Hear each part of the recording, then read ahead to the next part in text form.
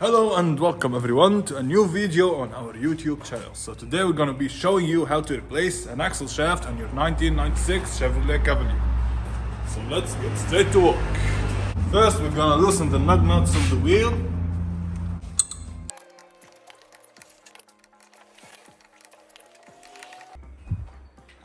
And then grab yourself a 30mm long socket to loosen the nut of the axle on the ground. And now you're ready to lift the car up. Make sure you chock off the rear wheels.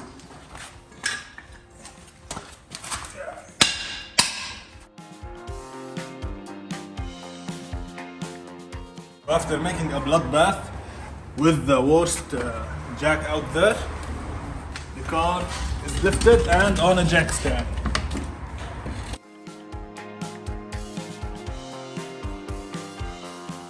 Now we start by removing the brake caliper.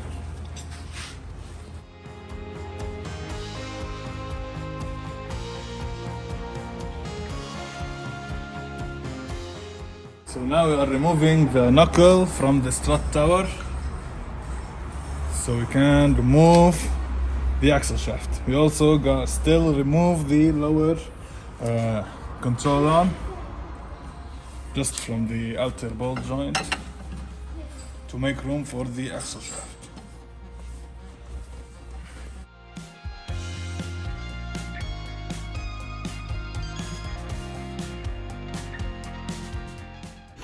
So now we remove the lower ball joint nut. It's a castle nut. We're going to strike the sides.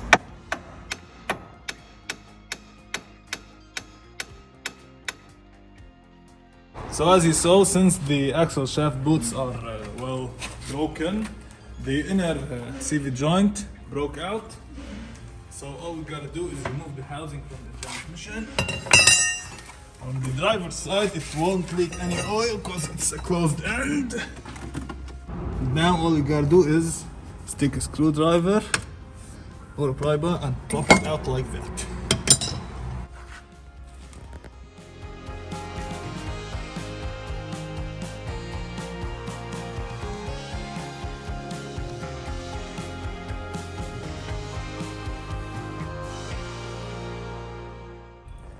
Here's the old one, and here is the new junkyard piece. We'll be installing at the reverse of the disassembly, which is start by installing the axle shaft.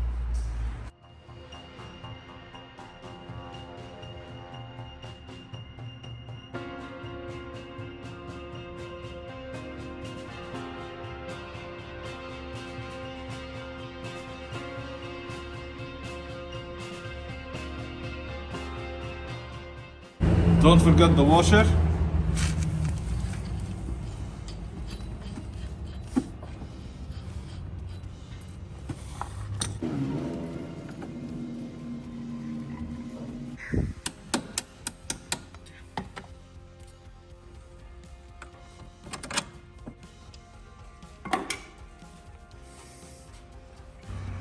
So after getting everything back together, start by bolting the upper strut tower through the knuckle.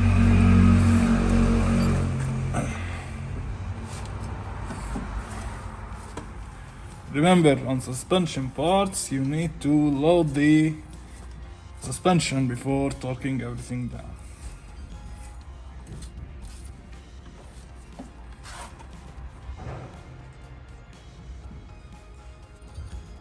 Bolt the lower ball joint.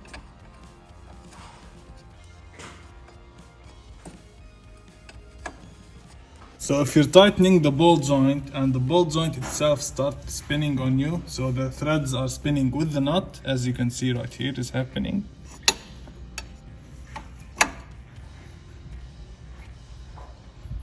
What you gotta do is get yourself a floor jack.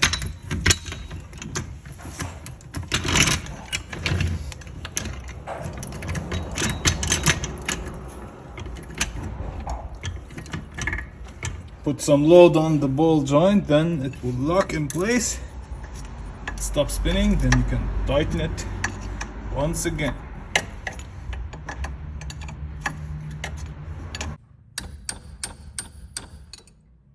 Then get your counter pin. After torquing down the castle nut, stick it through like so.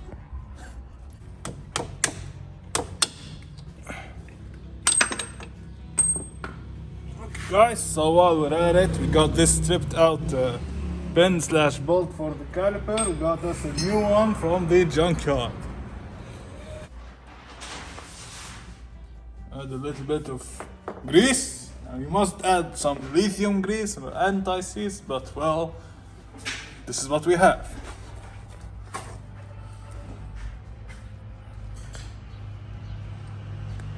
And just like that, we pressed in the new pin slash bolt slash whatever you want to call it. Now that we have put the rotor back in its place, we're gonna throw at her some new brake pads, cause well, we're already here.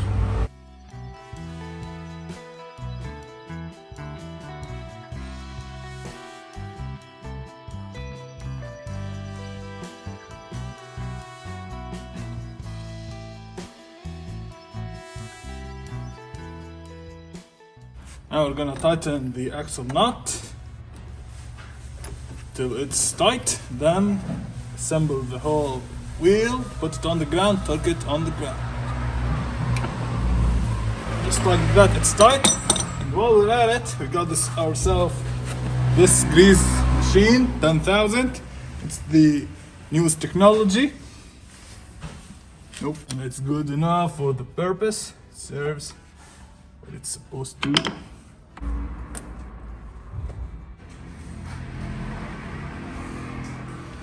Just like that, we have greased the ball joint, the steering tie rod. Anyway, now I'm gonna put the wheel back on, tighten the lug nuts, lower it on the ground, then torque the axle shaft with our special torque meter.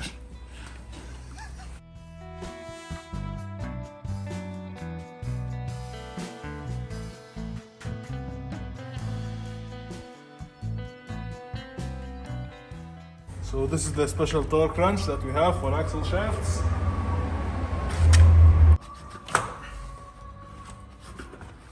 Now we're gonna do the same thing for the other side and we're gonna note the differences.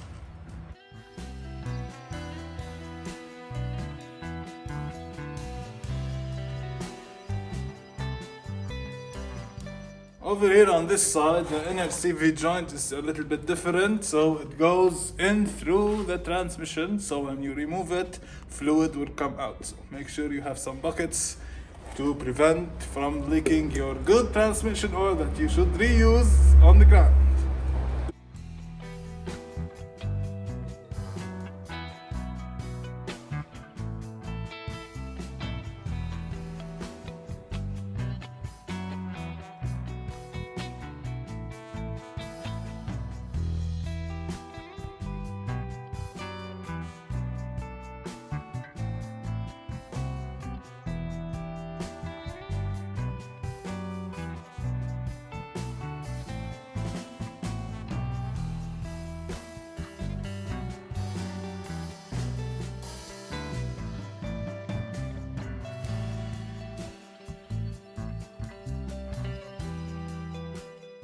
Okay guys, so upon this assembly we found a couple of things that are, well, interesting. First of all, we found this roll of, well, if you look closely you might know, it's from the old serpentine belt that we replaced. If you remember, we said that a serpentine belt went out flying and we couldn't find it. Then replaced it beside the house. Anyway, this is a part of the serpentine belt that disappeared. So it's wrapped around the axle shaft between the transmission and the axle shaft, which pulled the axle shaft a little bit out, which caused it to go bad. So, and also because of the pulling of the axle shaft that got pushed out because of the belt, we found out that, well, this case we have a two-piece wheel bearing, which is not the case for our car, because when we removed the axle nut, the whole thing flew out on my knees, because I was fortunate enough to sit here. This should not happen. Anyway, it is, we might say broken, might say pulled out, so we're gonna see about that. So if you look closely upon inspection, this wheel bearing have been backyard fixed before, which is the professional way to fix it. Anyway, we're gonna pretend we didn't see that, because today is Sunday and there are no parts store around us. We gotta go make a 2 hours run and the parts stores are closed anyway. So this is the daily driver, this must get going on the road today. So we're gonna backyard fix it once again, like the old guys did. So here we have the passenger side axle shaft. We're not gonna be replacing it because we didn't get a new one, we're gonna be rebuilding it. So come along to the road. First you release this C-clamp from the channel to let the universal joint drop down. As you can see, then you have a small C-clip here that you remove.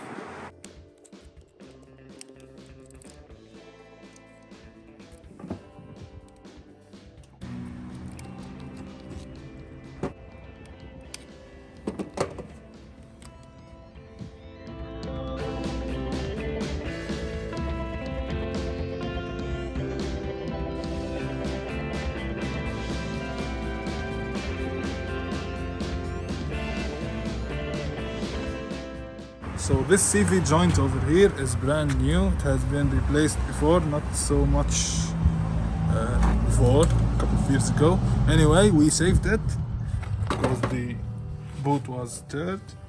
So this is the old teared out boot and this is the new one. We cleaned everything up. Now we're gonna re-grease this CV joint.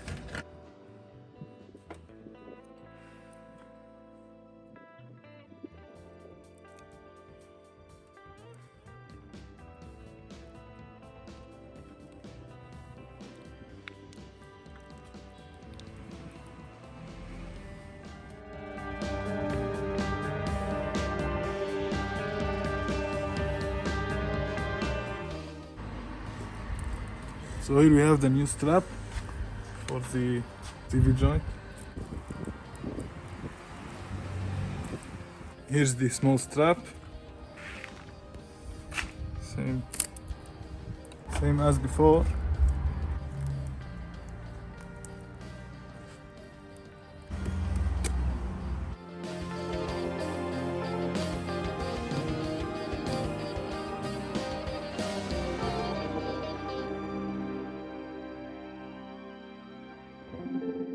You have a dab of grease. I'm gonna be greasing this universal joint.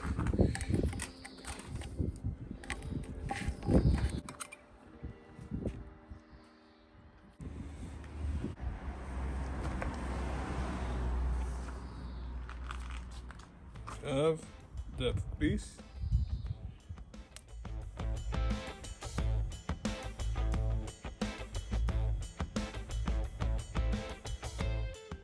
Just like that, we completely rebuilt a axle shaft. So the CV joint was brand new. All it needed was a boot and re-greasing. The inner CV joint was also fixable. It needed also a boot and re-greasing. Now it's good. Well, good enough anyway. So now we still have something to do before we start the installation.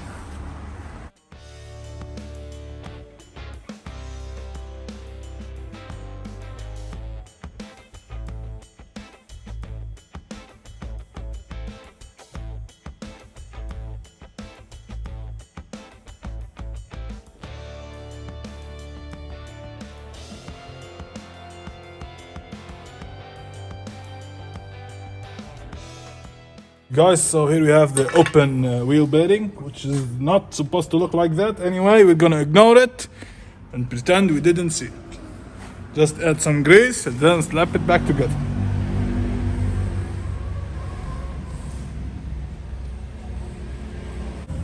At least we're doing something right, which is adding ball bearing grease. At least giving it some chances to survive.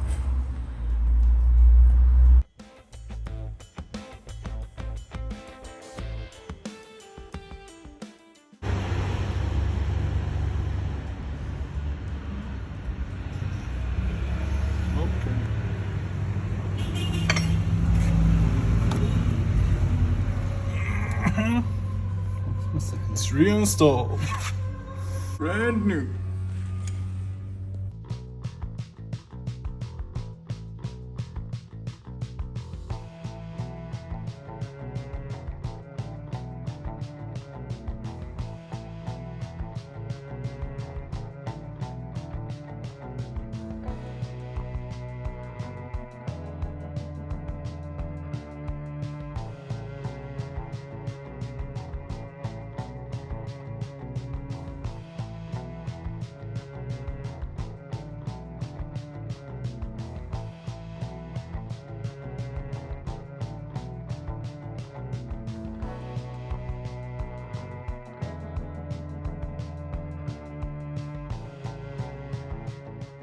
So the fill plug on the transmission of this car is right here.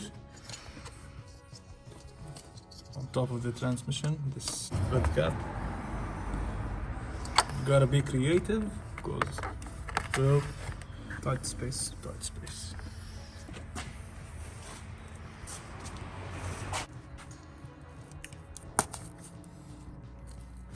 Top her off with some new oil instead of the stuff that we dropped on the ground.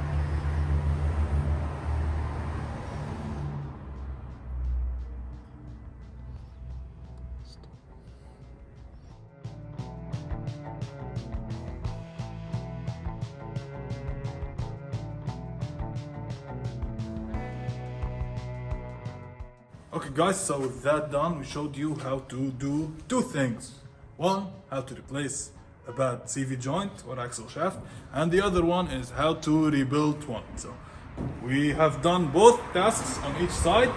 Hopefully you found it informational, entertaining and helpful. With that being said, thanks a lot for watching. See you on the next time. Peace.